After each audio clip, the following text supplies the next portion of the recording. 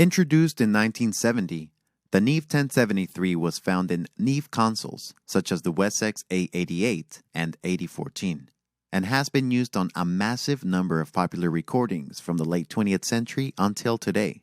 This hallowed Class A transistor mic line amp with EQ epitomizes the beautiful Neve sound, with clarity, sheen, and bite. And now for the first time, based on Universal Audio's Unison technology, you can track through the only authentic end-to-end circuit emulation on the market.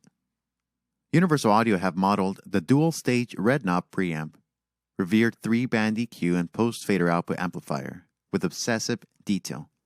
The Neve 1073 preamp and EQ replicates the experience of the original 1970s hardware with stunning accuracy, gaining the name of the world's only authentic licensed plugin emulation by Neve. Let's take a tour of the plugin. So in this example, I'm using the Apollo Twin through a Erland EHR-M microphone, and we're going to take advantage of the Unison technology to drive our mic signal through this plugin. Now the first thing that I'm going to do is I'm going to turn off my inserts. So all you're hearing now is the Neve 1073. And since we lost some of the gain, let's go ahead and make it up with the plugin.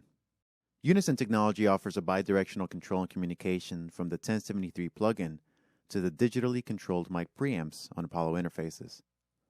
So in this case, you're going to see an orange dot appear on the red gain knob of the plugin, and I can adjust this using the Apollo Twin.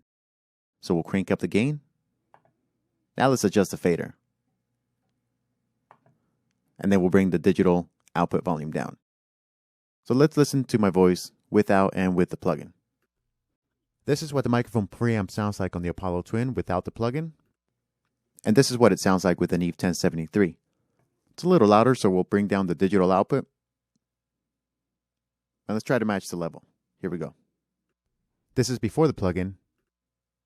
And this is after the plugin. Okay, we're getting there. Let me adjust it a little bit more.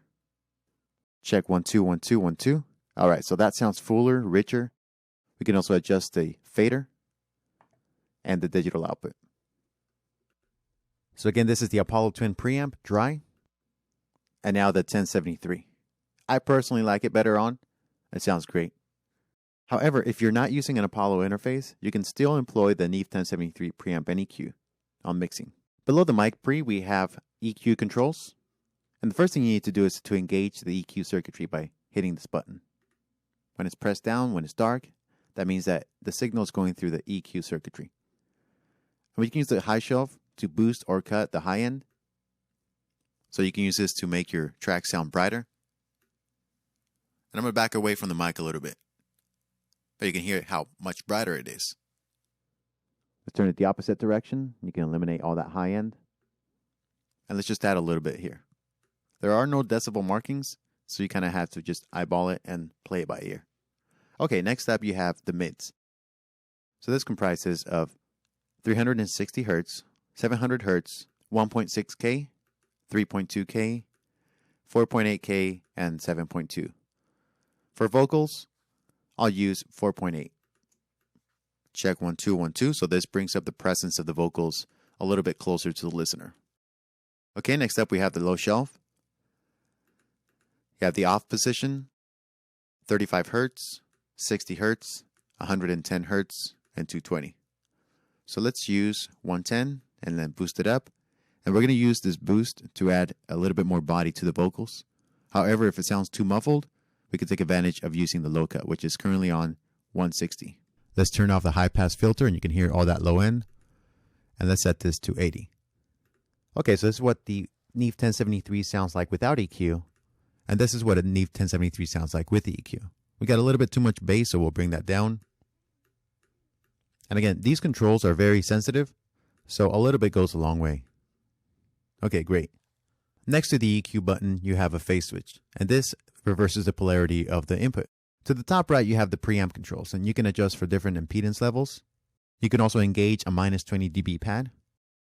And then you have the level fader, and this has been modeled.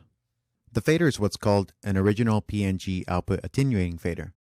And the way it works is that if you notice the mic pre stages, you have 10 decibels between these.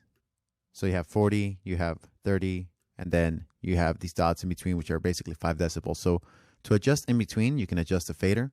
So let's say that you want to get more crunch from your preamp. You can drive that higher, but then adjust the fader down. And this fader is a physical model of the original attenuating fader on the console, which is different from the digital output. Let me give you an example. I'm going to turn the digital output all the way down.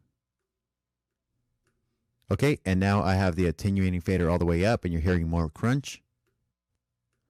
Let's drive this a lot, and now we're getting all this crunch and saturation from the console, but we're using the digital output to use gain compensation so that our signal is not so loud. So in certain situations where you want actual distortion, you can crank up the gain, you can crank up the fader, and you can still have a low level going into your DAW. Let's reset these settings. Okay, so we're back. And we'll listen to the preamp and the fader on separate examples. There are a number of benefits to use the Neve 1073 from Universal Audio. For starters, when you're using an Apollo interface, you can control the mic preamp gain staging and impedance directly from the interface. In a mixing scenario, you can still use the mic preamp in line level mode and the fader to get more crunch and saturation. And lastly, the Neve 1073 offers artist presets. You have artist presets from Dave Isaac, Ed Cherney, Joe Ciccarelli, Ryan Hewitt, Ryan West, and numerous more artists. Now that you've been introduced to the Neve 1073, let's check it out in a session.